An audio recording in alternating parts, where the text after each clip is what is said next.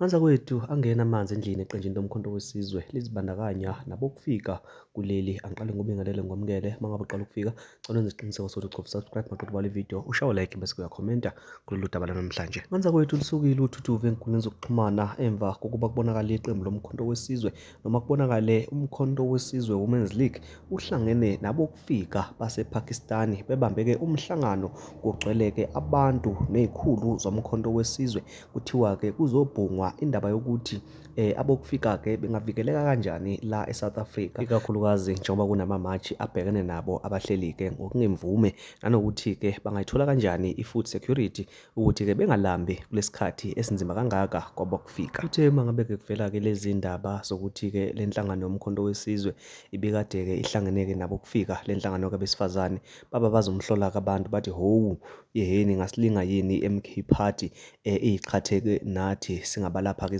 eMzansi Afrika. Nangempela-ke iqembu lomkhonto wesizwe lase-ke lidedela-ke incwadi njengamanje liqinisekisa ukuthi-ke ngempela bayawazi lo mhlangano obukade-ke ubanjwe i-Women's League yomkhonto wesizwe kanye-ke nabokufika, futhi-ke bayagcizelela ukuthi-ke lowo mhlangano ubuyimayelana-ke nokuphepha kwabokufika nanokuthi-ke futhi kungenziwa kanjani ukuthi-ke bengalambi kulesikhathi-ke njengoba-ke bedudulwa ngale ndlela. Namanjalo-ke yona leyo ncwadi iphinde iveze futhi ukuthi iqembu lomkhonto wesizwe lona lithi-ke liyayiqhelanisa nabokufika abahleli ngokungemvume noma-ke abangenawo amaphepha okuba kuleli loMzansi Afrika. Lithi-ke leli qembu labantu ebekade-ke behlangane nabo abantu abanamaphepha noma-ke abahleli la eSouth Africa ngokomthetho. AboMzansi Afrika bathi, howu nikhethe isikhathi esibi-ke sokuthi-ke nihlangane nabo, awezwa ukuba bikho ama-double standards. Angeke ukuthi-ke uma ngabe kuwumalema sithukuthele futhi-ke size sikhulume ngendlela esikhuluma ngayo, angeke sishintshe-ke manje noma-ke sekuyiqembu lomkhonto wesizwe. Nganza kwethu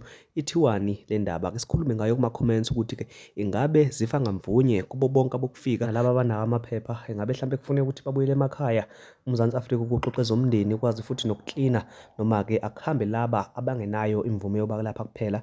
Ake sihlangane ema-comments sikhulume ngale ndaba, ungakhohlwa ukusubscribe. Ngiyabonga.